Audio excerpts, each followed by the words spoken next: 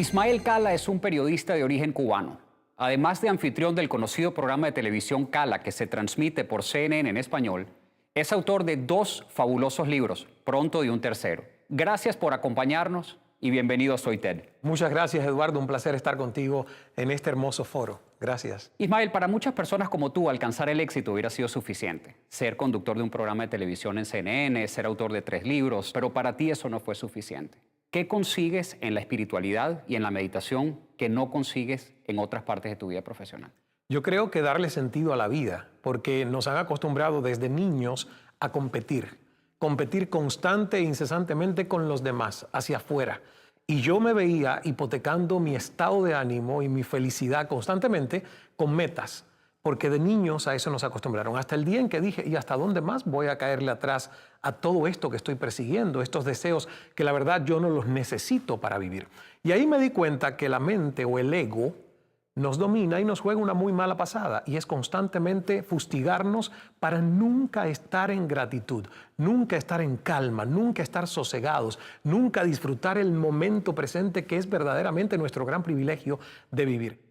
En nuestra primera presentación TED veremos al productor y director de cine Louis Schwartzberg, que va a hablar sobre la relación que existe entre la felicidad, la gratitud y la sencillez. Veamos.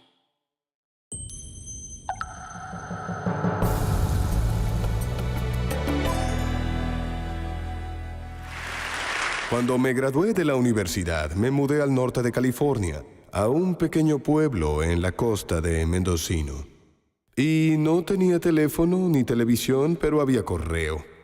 Y en ese entonces la vida era buena, si pueden recordar. Iba a la tienda por una taza de café, un bizcocho de chocolate, y enviaba mis negativos a San Francisco. 2 días después, estaba de vuelta en mi puerta, lo cual era mucho mejor que luchar con el tráfico de Hollywood. No tenía mucho dinero, pero tenía tiempo y mucha impresión. Así que comencé a tomar fotografías time-lapse. Me tomaría un mes fotografiar un rollo de película de 4 minutos, porque era lo que me podía permitir. Llevo fotografiando flores con time-lapse sin parar cada día por más de 30 años, y su movimiento es un baile del cual no me cansaré. Su belleza nos envuelve de colores, sabor, tacto. Además, provee 1/3 de lo que comemos. Belleza y seducción son las herramientas de la naturaleza para sobrevivir, porque protegemos lo que nos gusta. Abre nuestros corazones y nos hace darnos cuenta de que somos parte de ella. Al vernos a nosotros mismos reflejados ahí, nos conecta a todos, porque es evidente que somos todo en uno. Cuando la gente ve mis imágenes, suelen decir, «Oh, Dios mío». ¿Se han preguntado alguna vez qué significa? El «oh» significa que tengo tu atención, estás aquí, consciente. El «mío» significa que te conectas con algo dentro de tu alma. Se crea un espacio para que tu voz interior se eleve y sea oída. Y Dios es aquel viaje personal en el que todos queremos estar, para inspirarnos, para sentir que estamos conectados con un universo que celebra la vida. ¿Sabían que el 80% de la información que recibimos llega a través de nuestros ojos? Y si se compara la energía luminosa con las escalas musicales, solo podríamos ver una octava, que es la del medio. ¿No le estamos agradecidos a nuestros cerebros por tomar el impulso eléctrico de la energía luminosa y crear imágenes a fin de explorar nuestro mundo?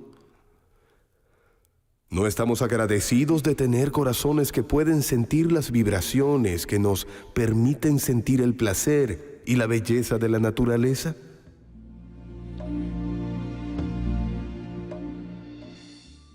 La belleza de la naturaleza es un regalo que cultiva el aprecio y la gratitud. Y tengo un regalo que quiero compartir. Un proyecto que se llama Felicidad Revelada y que nos acerca a las perspectivas sobre aquel mundo.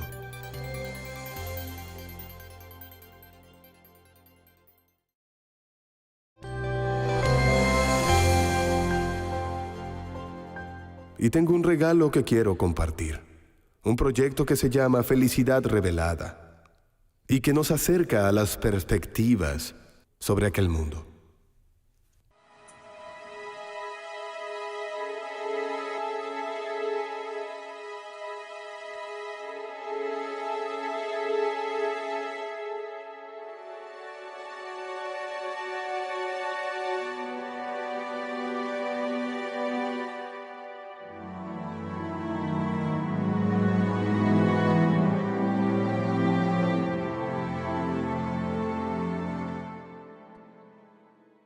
¿Creen que este es solo otro día en sus vidas? No es solo eso. Es el día que hoy se les ha regalado. Se les dio. Es un regalo. Es el único día que tienen ahora mismo. Y solo existe una respuesta apropiada. Agradecimiento.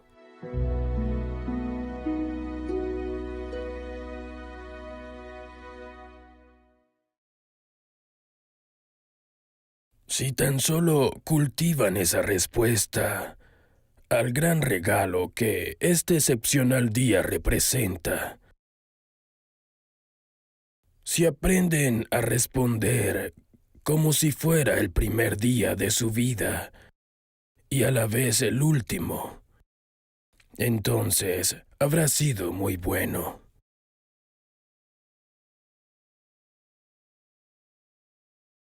Comiencen abriendo los ojos y sorprendiéndose de que tienen ojos que pueden abrirse.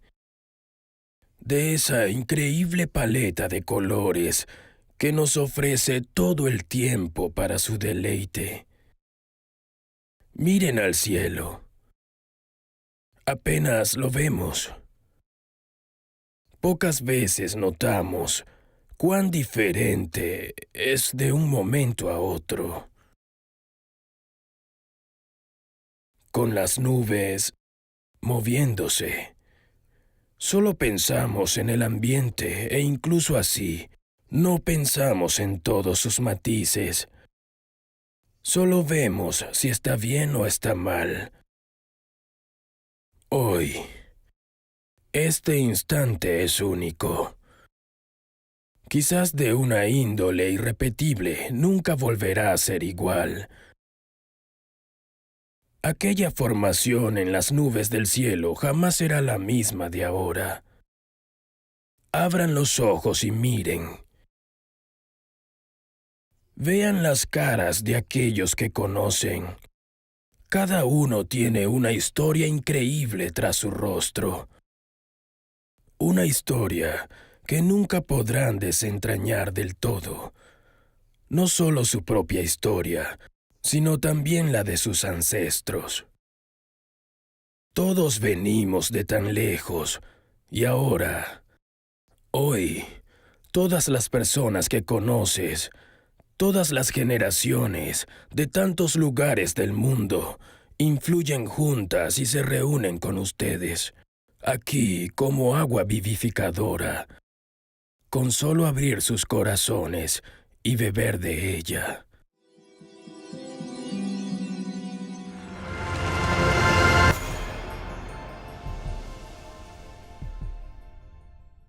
Bueno, la voz que escuchábamos sobre esas hermosas imágenes era de un monje católico que se llama David Steindl-Ramst. Tiene cerca de 90 años, vive en Nueva York, es original de Austria. Y su argumento central es que no hay que ser feliz para ser agradecido. Hay que comenzar por ser agradecido para luego ser feliz. Hablemos un poco sobre el agradecimiento. Yo creo que el agradecimiento a mí me llegó un poco tarde, porque de niño nadie me enseñó. Me decían hay que decir gracias, la formalidad de decir gracias. Si alguien le dice algo, usted o le ofrece algo como niño, mi abuelita decía, usted le dice gracias o por favor. Pero eso es una formalidad. El sentido de la gratitud, no de cuando tienes algo, sentirte feliz porque tienes algo material, sino de la verdadera gratitud de simples cosas, del poder respirar, del sentido de la visión que disfrutamos, del poder escuchar música. Eso a mí nadie me lo enseñó. La verdad fue parte de, ya como adulto, descubrir razones más esenciales para sentir que mi existencia tenía un propósito en este mundo que no era acumular cosas o trofeos o amasar una riqueza material, por alguna manera decirlo. Entonces me llegó bastante tarde, pero yo siento que es parte de la domesticación que nosotros tenemos, Eduardo, como niños. Nos enseñan a competir, a ser el primero en todo y nos enseñan a tener metas. Y yo creo que en esa obsesión por cumplir metas y tener grandes sueños, nos olvidamos de los pequeños momentos que son los esenciales en nuestra vida y que son los más naturales, no necesitan de tantos artilugios. Realmente nosotros somos educados, pero el sentido de educación que nosotros tenemos es ser más fáciles dentro del molde, que es la tribu a la que pertenecemos, que son nuestras sociedades. Y además es definido por un tercero. Claro, exactamente. Entonces, verdaderamente la gratitud comienza cuando uno se conoce por dentro, cuando uno ha pasado tiempo en solitario sabiendo quién es más allá de su cuerpo físico y de la programación mental que terceros nos hicieron. En ese momento uno puede empezar a dar gracias desde el corazón porque se da cuenta que lo esencial es mucho más invisible, que no está en todo lo que nosotros tenemos alrededor. Yo creo que la gratitud es algo que nosotros tenemos que inculcarle a los niños desde pequeños, pero lo hacemos de diferente manera. No creo que lo hacemos en verdad con la esencia que la palabra requiere. Y no hay de forma sistemática. Tú en tu mente te imaginas algún día donde eso se pueda hacer de una forma más formal, más institucionalizada. Yo creo que sí, porque hay pocos sistemas de educación en el mundo que enseñan inteligencia emocional. Y los hay. Los hay. Yo hasta donde leí creo que hay 7 u 8 países que ya se han dado cuenta que la información está al acceso de la punta de los dedos en cualquiera de nuestros aparatos electrónicos. ¿Qué hacen con la información? Es el tema. Pero el tema de las emociones, ¿por qué nadie nos enseña desde pequeño a identificar y manejar nuestras emociones? Como no sabemos qué hacer con las emociones, no podemos desarrollar un sentimiento de gratitud, porque vivimos en un tumulto de pensamientos que no paran en nuestra mente. Entonces, solo un alma que logra sosegarse, que logra acallar esos pensamientos, que no son más que látigos del ego, de buscar lo próximo que te falta, puede entrar en la gratitud. En el desarrollo de esta serie aprendí otra cosa interesante que quiero compartir contigo. Hay algunas culturas donde no existe palabra para el perdón. La palabra perdón no existe, porque se siente que el perdón no es algo que se dice, es algo que se hace, al igual que la gratitud. Nosotros podemos dar las gracias, pero eso no significa que estemos compartiendo un pensamiento genuino de gratificación. Hay que actuarlo, no hay que decirlo. Yo creo que más que las palabras son los ojos, son los gestos, son nuestros sentidos los que hablan. Y realmente se ha comprobado. O sea, uno puede comunicarse a través del lenguaje corporal y tener una conexión mucho más profunda que a través de un gracias que no viene del corazón. Que no es genuino. Que no es genuino, exacto. ¿Cómo nos entrenamos para ver más eso? Para no ver el carro, sino la persona. Para no ver la ropa, sino la persona que la lleva. Yo creo que desarrollando empatía. Desarrollar empatía es desarrollar gratitud. Cuando uno puede ponerse en el lugar del otro. Pero eso necesita un ejercicio. Yo no creo que sea un switch automático de que está encendido y apagado. Es una introspección, es un ejercicio de saber que todos los seres humanos no somos islas, que somos un único archipiélago humano en este planeta. No importa nuestra raza, no importa nuestra religión, no importa lo que pensamos, nuestro sexo, orientación sexual, todos estamos conectados. Cuando tú desarrollas esa empatía y no prejuicias y dices, con este no me relaciono, porque ¿qué me va a aportar él? O esta mujer, ¿qué me va a aportar? Una de mis grandes experiencias de vida fue en una comunidad indígena en Panamá. Se llama Gunayala. Ante los ojos de nosotros podría ser una sociedad primitiva que vive en aislamiento voluntario. A ellos yo le pregunté qué es el desarrollo y qué es la felicidad. Y me dieron 2 conceptos que yo no tenía. Me dijeron, el desarrollo es todo lo que nos enriquezca, pero que al mismo tiempo no nos empobrezca espiritualmente. Y dije, Todo lo que suma, pero no resta. ajá. Y yo dije, wow, esta gente aquí. Y yo le dije, póngame un ejemplo. Me dice, mira, en esta comunidad han venido organizaciones sin fines de lucro a tratar de que pongamos bicicletas. ¿Usted ha visto que nosotros no tenemos calles? Que son pequeños senderos donde caminan nuestros ancianos, nuestros niños. ¿Usted cree que una bicicleta aportaría a esta pequeña aldea o sería una amenaza? Yo le dije, sería una total amenaza. Por eso dijimos que no a las donaciones de bicicletas. Y cuando le pregunté qué era la felicidad, me dijeron vivir en armonía con nuestro entorno.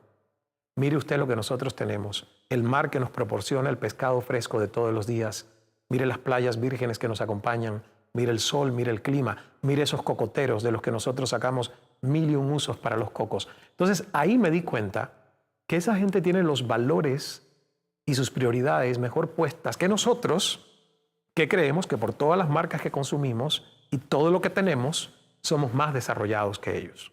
Además que parece que estamos tan enfocados en ejercitar el cuerpo y no la mente. Vamos al gimnasio y hacemos ejercicios físicos, pero no aprovechamos lo que tenemos para hacer ejercicios intelectuales. Exacto. Bueno, yo creo que lo que sucede es que la mente se ha convertido en nuestro amo, en vez de nosotros ser los amos de nuestra mente. Más allá de la mente está la conciencia, es el espíritu. Somos seres espirituales y esto no tiene nada que ver con religiones. La religión es la fe en el que la gente pone de manera más fácil y dogmática su espiritualidad. Entregarse a una religión por sí o sí es la manera más fácil de tú no hacer el trabajo de decir... De delegar. De delegar. Yo quiero tu ser budista, responsabilidad. quiero ser cristiano, quiero ser musulmán, pero con consecuencia de saber por qué escogí serlo. No porque lo heredé o es lo que le tocó a mi familia. Entonces es mucho más fácil. La gente hereda cosas. Nunca se pregunta, yo sí quiero serlo. Estoy convencido. Entiendo el dogma. Entiendo hasta dónde esto fue creado realmente por una inteligencia divina o fueron los hombres los que hicieron sus reglas. O sea, toma un trabajo de conciencia superior que va por encima de nuestra mente. Porque la mente es un nivel racional. Nuestra espiritualidad busca ir a un nivel sensorial que está por encima de los pensamientos. Entonces, es un tema que puede tomar años. Para mucha gente yo digo que es una asignatura que tú la comienzas y no la terminas hasta el día que mueres, porque no es fácil de entender, pero sí al mismo tiempo produce una sensación de bienestar y de propósito, de saber que somos una gotita poderosa en un océano infinito.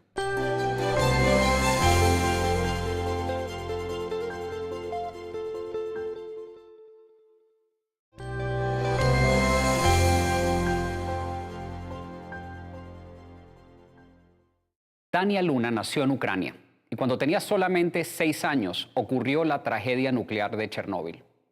Tania cayó enferma y su madre tuvo que sobornar al personal del hospital, porque era contagiosa, para poder visitarla. Cuando Tania se recuperó, viajó a los Estados Unidos como asilada política. En su presentación, Tania nos cuenta su historia y comparte sus ideas sobre la importancia de las sorpresas. Veamos.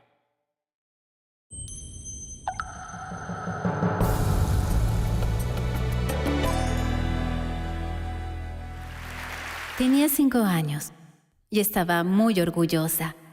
Mi padre terminaba de construir la mejor letrina en nuestro pueblito de Ucrania. Adentro hay un agujero enorme y oloroso en el suelo, pero por fuera es de fórmica blanca nacarada que brilla literalmente al sol. Esto me hizo sentir tan orgullosa, tan importante, que me autonombré la líder de mi grupo de amigos y diseñé misiones para cumplir. Íbamos de casa en casa buscando moscas atrapadas en las telas de araña y las liberábamos.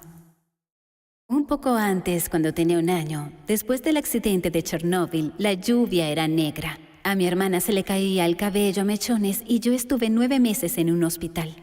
No se permitían las visitas, así que mi madre sobornó a un trabajador del hospital. Compró un uniforme de enfermera y se coló todas las noches para sentarse a mi lado.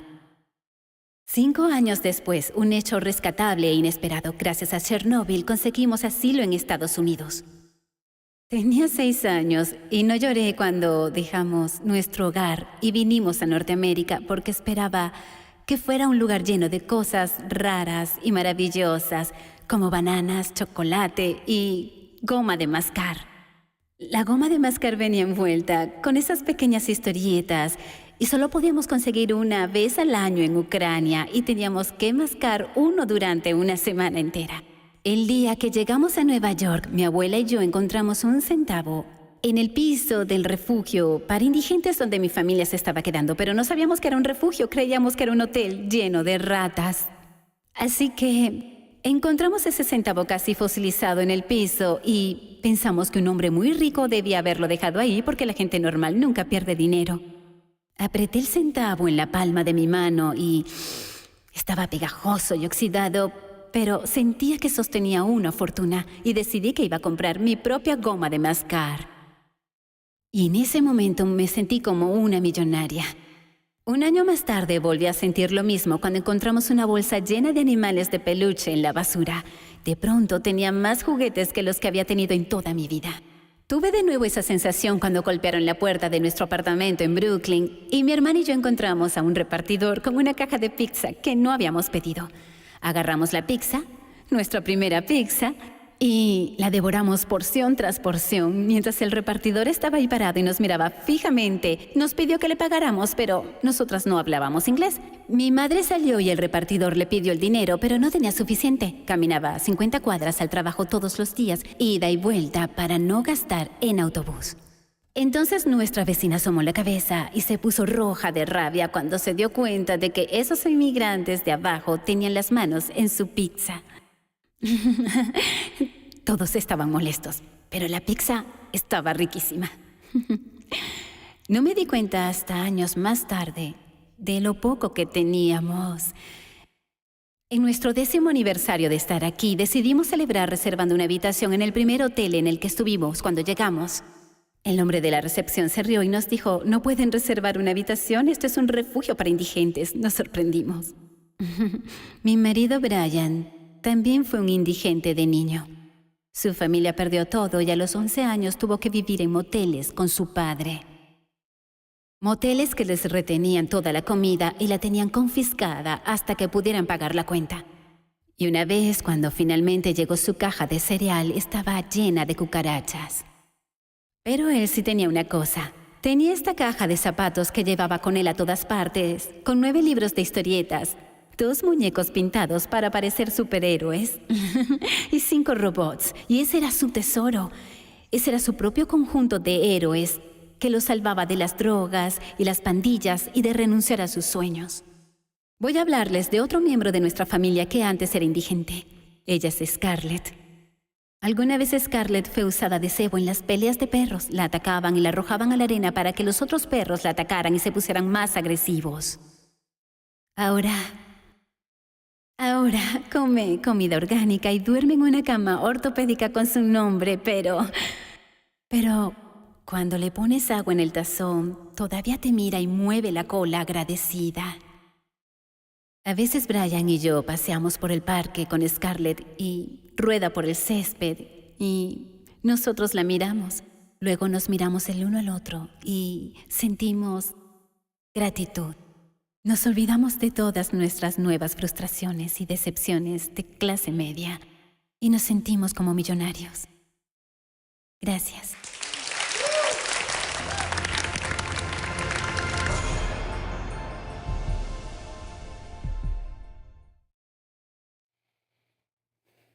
Bueno, además de la gratitud que ya le hemos venido hablando, Ismael, me da la impresión de que hay una sensación de nostalgia fuerte que te hace reflexionar de dónde vienes. Estoy seguro que Chernobyl y La Habana son 2 lugares completamente distintos y que las circunstancias de la salida de Tania y de tu salida de Habana fueron diferentes. Sin embargo, ¿sientes alguna vez esa nostalgia por una vida más simple, por algún lugar, por tu lugar de origen? Sí, yo hace más de 15 años que no voy a Cuba y sí tengo mucha nostalgia. Murió mi abuelo, murió mi abuela materna, que es casi como mi madre, fue por toda mi vida, murió mi papá, murió mi tía abuela y yo no fui, porque sí me tocó mirar hacia adelante y bloquear la nostalgia y la añoranza que a muchos inmigrantes lo mantienen anclado al pasado. Yo siento que cuando uno decide, sobre todo a mí me tocó decidirlo en el caso de Tania, tuvieron que pedir asilo y le concedieron el asilo político en Estados Unidos, uno tiene que mirar hacia adelante. Porque la añoranza, a no ser que ya tú estés curado después que el tiempo pase, la añoranza lo único que va a hacer es mantenerte anclado al lugar de donde viniste, pero que no es el lugar hacia donde te quieres mover y hacia lo que quieres construir. Entonces, por 10 años, yo realmente bloqueé Cuba. Y ahora, después de casi 16 años que no voy, 3 tengo añoranza, porque digo, es parte de mis 28 años de vida en un país que es mi cultura, que es mi sangre, que es mi identidad. Necesito ir al cementerio a ver la tumba de mi padre, de mi abuela, de mi tía abuela, mis seres queridos. Necesito dar como un cierre a todo eso. Pero yo creo que la añoranza es buena si uno la utiliza a su favor, en gratitud por las raíces de donde viene, pero al mismo tiempo puede ser un gran freno para todo el que vive, por ejemplo, en un país como Estados Unidos y no nacimos aquí, estar constantemente atado a lo que dejaste. Porque yo creo que la manera de construir un futuro es utilizando tu presente y enfocarlo hacia donde quieres ir. Cuando uno comienza un camino de crecimiento espiritual y de inteligencia emocional, es no quedarse atascado en las emociones, los resentimientos. Tú hablabas del perdón. A mí me tocó perdonar todo lo que me pasó, porque todo lo que me pasó en mi país me hizo más fuerte. Todo lo que me pasó en mi país, que en su momento detesté, odié, lloré, fue causa de depresión y de angustia, hoy mirando hacia atrás lo agradezco. Y convertir todo eso tóxico que por tantos años acumulé sobre la infancia que me tocó vivir, sobre por qué no tuve lo que hubiese tenido para ver. Yo, por ejemplo, una de mis grandes frustraciones es que no fui mochilero, como muchos jóvenes a los 14, 15 años que con una mochila van a recorrer el mundo. Yo pasaron 28 años para montarme por primera vez en un avión. Entonces, hay cosas que no se pueden cambiar. La historia fue así. Pero tú no fueras tú sin esa historia. Exactamente. Entonces, yo fuera otro tipo de persona. Y no creo que sin todos esos aparentes obstáculos fuera la persona que hoy soy. Con la convicción, con la seguridad en mí mismo, de la fragilidad de aquella autoestima, lo que hoy he podido construir, no tuviera la apertura de mente para entender que todos somos uno, que no hay religión prevaleciente, que en nombre de Dios mucha gente mata, para entender tantas verdades que en su momento yo no las hubiera ni siquiera buscado. Entonces, celebro la apertura de relaciones entre Cuba y Estados Unidos, celebro que tengan embajadas, celebro algún día regresar, ojalá pronto, y poder contribuir con esa sociedad que tanto me dio. Y estás en que paz. no me quitó, me dio. Con ese llamado de Ismael Cala a conseguir recursos en la escasez, vamos a un corte comercial y ya volvemos con más ideas de Ismael Cala en Soy TED.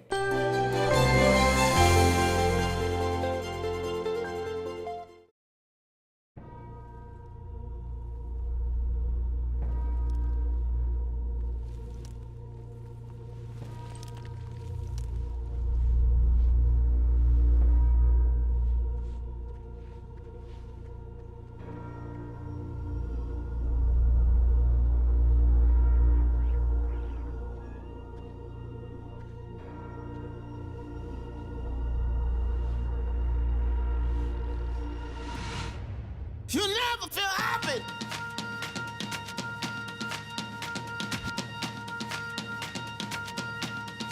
Never feel happy. No, you won't. Until you try. You never feel happy.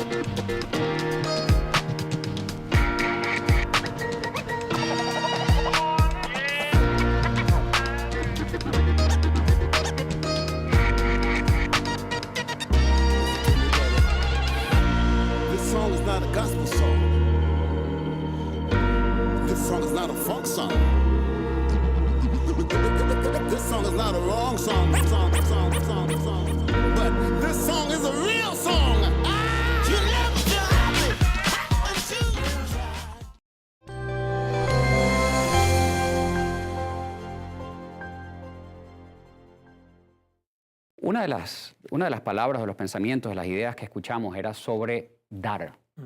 La fuente de la felicidad viene mucho de dar. Me pregunto, ¿tu meditación es una forma de dar? ¿De dónde sale ese liderazgo de compartir la meditación con el mundo? Yo creo que sí, ¿sabes? Porque yo no pensé nunca compartir esto. Yo lo hice como sálvate consumidor. Ismael. No, sálvate Ismael. Busca los recursos que tienes que encontrar para callar tu mente. Cuando te hablaba de los 14, 15 años, mi mente era una mente de pesadillas, de elefantes en un círculo rojo. Demonios. Un año de suscripción de ansiolíticos, pastillas antidepresivos. O sea, fue una adolescencia totalmente traumática de muchos demonios internos. Y la meditación yo la descubrí y dije, meditar, o sea, ¿cómo estar en silencio 20 minutos sin pensar en nada? ¿Cómo no voy a pensar si esta mente no para de pensar aún cuando duerme?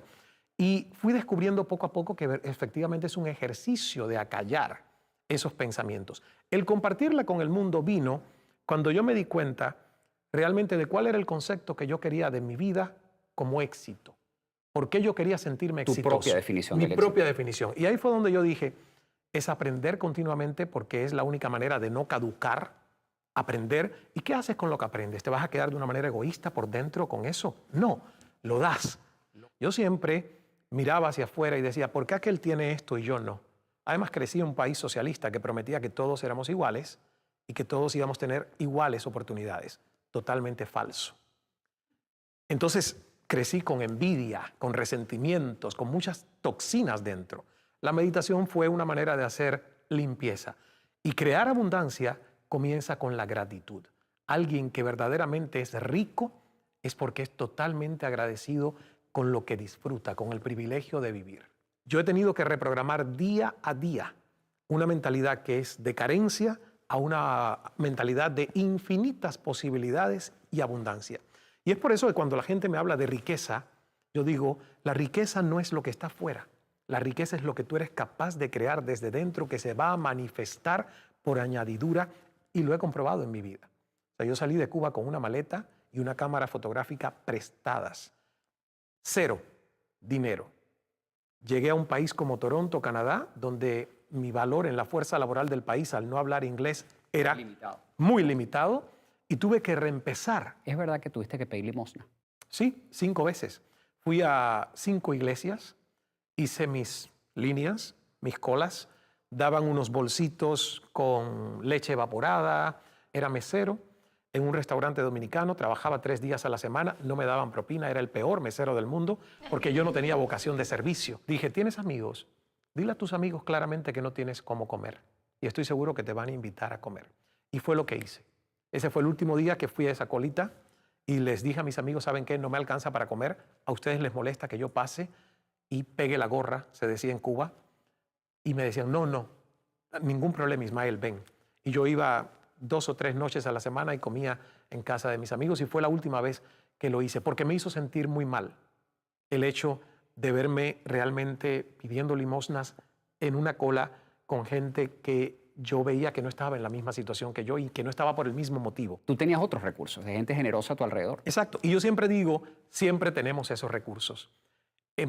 Parte de la gratitud es que muchas veces nosotros no nos damos cuenta, en medio de mirar lo que nos falta, todos los recursos y las bendiciones que sí tenemos cada uno de nuestros días. Que a lo mejor no es ni dinero ni patrimonios, pero está en la mano amiga que te puede solventar cualquier necesidad, como lo puedes hacer tú para cualquier otra persona. Ahí está la gratitud. Siempre digo que hay 2 motores que pueden impulsar a cualquier ser humano a lograr lo que quiere. Uno es la inspiración, pero el otro, y para mí ha sido más poderoso, es la desesperación. Entonces, usando la desesperación como combustible y no como víctima de ella, yo he salido adelante y he buscado barrer con muchos obstáculos que han aparecido en el camino. Cuando Por ella, haberte ido, eso es por antes de haberme haber ido, trabajado en CNN. Cuando ella menciona, Tania, lo de la historia del chicle que tenía que masticar por una semana, esa fue la historia mía cuando algún extranjero nos regalaba de niños un chicle en Cuba, que no existían en Cuba. Nosotros lo masticábamos, lo guardábamos en el congelador y lo volvíamos a reusar, no por una semana, a veces por un mes. Quedaba poco sabor. Entonces, las cosas han cambiado tanto que si tú no tienes gratitud y lo que guardas es ese resentimiento, ¿hacia dónde te mueves? Te quedas anclado en el pasado, no vas hacia el futuro. Bueno, yo estoy seguro que mejores preguntas que las mías tiene nuestra audiencia. Pareciera que cuando las personas han pasado experiencias complicadas, han tenido carencias, han sufrido tragedias, es más fácil después ser agradecidos y practicar la gratitud como algo que viene de adentro, que cuando la gente lo ha tenido todo. Entonces, si tú lo has tenido todo, o si lo has tenido, bueno, normal, ¿cómo le inculcas a tus hijos? ¿Cómo enseñas? ¿Cómo practicas esa gratitud que tú dices que tanto llena y que después se transforma en bienestar hacia los demás, en compartir, en solidaridad, algo así? Yo me pregunto lo mismo, la gente que crecimos en condiciones normales, que la adversidad fue normal, ¿qué le transmitimos a nuestros hijos? Tienes toda la razón y yo creo que es una pregunta muy válida porque a veces en momentos de mi propia vida donde he tenido más comodidad, huyo de la comodidad. Porque creo que mi peor enemigo es el estancamiento cuando llegas a una zona de comodidad. No te hace crecer, no te hace buscar más, no te hace salir a luchar algo que dentro tienes. Yo creo que no hay que tener una enfermedad terminal, como escuchamos el testimonio de muchas personas, para que nos cambie la vida. Y es el caso de muchos, que la enfermedad terminal viene a ser la gran lección de su vida. Y muchos luego te dicen, después de que me curé del cáncer, encontré un mejor propósito para vivir.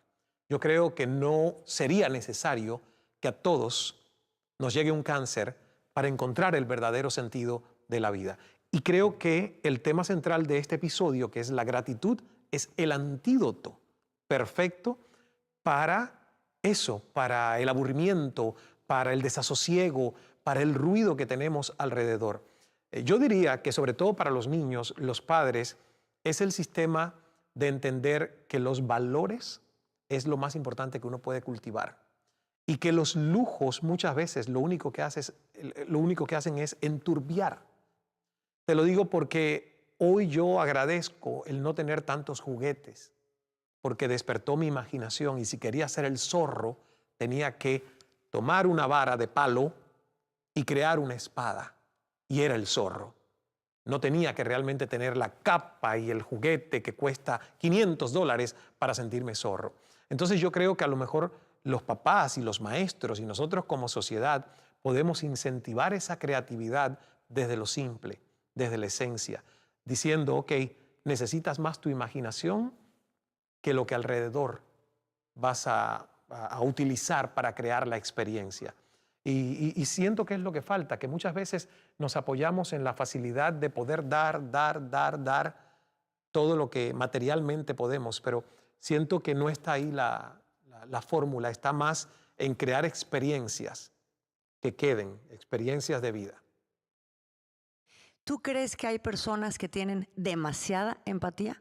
¿Demasiada empatía? ¿Y por qué lo pregunto? Porque, por ejemplo, personas que se dan de sí en esta sociedad, ¿no? O en estas partes del mundo, y se dan de sí. ¿Y qué es lo que sucede? De repente se pueden ver como débiles, personas pueden empezar a abusar de esa benevolencia, de ese servicio. Pero se habla mucho de eso en la sociedad. La gente quiere tener empatía, pero cuando la gente muestra mucha empatía, se les regaña. Sí. Lo entiendo. Lo que pasa es que yo decidí desterrar ese miedo a que los otros me hagan daño. Porque siento que vivimos con ese miedo por dentro. Y desde niños nos enseñan a que hay que protegerse, que vivimos prácticamente en una jungla. A mí, si alguien me hubiera dicho 20 años atrás que yo iba a contar la mochila tan pesada que cargué por tantos años, yo no lo hubiera creído, porque yo crecí con el miedo al qué dirán, el miedo al rechazo, el miedo al fracaso y el miedo a que la sociedad me decía que para mostrarte fuerte no puedes enseñar tus vulnerabilidades. Descubrí que es todo lo contrario. Yo dije, es mejor ser demasiado empático que tener el miedo a que los demás te vean la cara o te juzguen. Y yo lo voy a decir con la sinceridad que tengo. Yo dejé de ser el clásico periodista, porque me di cuenta que mientras me sentía periodista, estaba buscando siempre un palo periodístico. Y al buscar siempre un palo periodístico, que alguien me diera una exclusiva, que alguien me dijera algo, estaba siempre en el yo, en el ego, de lo que yo quería escuchar o arrebatar del testimonio de otro. Entonces tuve que cambiar el paradigma y decir, ¿sabes qué? ¿De verdad tú necesitas palos periodísticos? ¿Qué te aporta un día o el otro? Y yo me siento más como un comunicador humanista que si tiene cómo escoger entre reproducir lo tóxico o reproducir lo positivo, siempre escojo reproducir lo positivo. Prefiero entrevistar gente que yo sienta que cuando terminé la hora, la audiencia a la que me dirigí quedó alimentada con algo positivo, con algo nutritivo que puede llevarse. Siento que hay demasiadas malas noticias, que hay demasiado veneno que se reproduce en el mundo y los medios de comunicación somos parte de esos canales de distribución de ese veneno que alimenta el morbo de la violencia, de la sangre, de la disparidad, de la segregación. Entonces, si yo puedo tratar de hacer una pequeña diferencia en que lo que se muestre sean nuestros valores en positivo como sociedades y crear más empatía hacia lo positivo y la tolerancia y lo bueno, yo trataré de hacerlo mientras los lugares para los que emita una señal lo permitan. Pero hoy por hoy todos lo podemos hacer utilizando nuestras redes sociales. Ustedes no me han visto escribir y sin embargo yo voy a hacerle la próxima pregunta a Ismael y se la voy a dar para que él me diga si es cierto o no lo que digo. Mi pregunta decía, ¿cómo reconcilia Ismael Cala el trabajo de un periodista con una persona que es tan positiva? Bueno, lo reconcilio gracias a la flexibilidad de los... Exactamente el mismo punto que acabas de hacer. Nosotros estamos en el mundo de dar las malas noticias. Pero te doy la respuesta. Lo reconcilio gracias a la flexibilidad de los ejecutivos de CNN en español, Cynthia Hudson, Eduardo Suárez, porque hoy por hoy ya yo no estuviera haciendo el programa que hago. Son como el bambú. Son como el bambú. Entendieron que mi misión era refrescar la pantalla de CNN en español. No quiero ser en el mundo un ave de mal agüero. Quiero que la gente asocie mi cara con algo positivo, no con algo negativo. Ellos lo entendieron, gracias a Dios, el público lo entendió, porque si el programa no tuviera rating ya estuviéramos fuera del aire. Los anunciantes lo entienden y ha sido una fórmula de éxito. Y yo creo también que es necesario que haya un balance, que en una cadena de noticias haya siempre buenas noticias. Quizás nos toca pensar un poco en nuestro trabajo como información y no como noticia. Yo creo que la noticia ha evolucionado a que inevitablemente es negativa. Todos, de alguna manera, estamos en un círculo vicioso. Yo, por ejemplo, a esta audiencia le digo, ¿usted quiere ser feliz? ¿Quieren ser felices, sí o no? Absolutamente. ¿Quieren vivir en gratitud? Sí. ¿Y qué hacen cuando se levantan? Lo primero que hacen, ¿ver noticias? Menos mal. Porque a nadie con sus 5 sentidos bien puestos se le puede ocurrir que lo primero que hace al levantarse es encender una radio, leer un periódico o ver un canal de noticias. Te cambia. Eso puede ser segundo. Lo primero que hace un ser que quiere ser feliz y vivir en gratitud es, amanece tu día, das las gracias por abrir un ojo y abrir el otro y por poder dar un paso y dar el próximo, dar las gracias, si quieres meditar, orar, estar en silencio, y decretar. Porque ese es el poder que nosotros tenemos, decretar desde la gratitud qué quieres construir en tu día. Es como vacunarte, ponerte el antídoto. Si luego sientes la necesidad de estar informado y saber qué pasa en el mundo y que te lancen toda la toxina que te van a lanzar de lo que pasa en el mundo, como segundo paso enciende la televisión, escucha la radio o lee el periódico. Pero primero una dosis de positivina. Por supuesto. Es que es el antídoto para que tú seas el dueño de tu actitud hacia la vida y no el mundo que te programe tus días. Con estas reflexiones los invito a que vean estas y muchas otras presentaciones de TED en nuestra página TED.com. Le doy las gracias a la audiencia que nos ha acompañado en el estudio, le doy las gracias a ustedes por acompañarnos en su casa y sobre todo a este extraordinario invitado Ismael Cala. Gracias por acompañarnos en Soy TED. Gracias a ustedes. Un placer, Eduardo. Éxitos. Muchas gracias.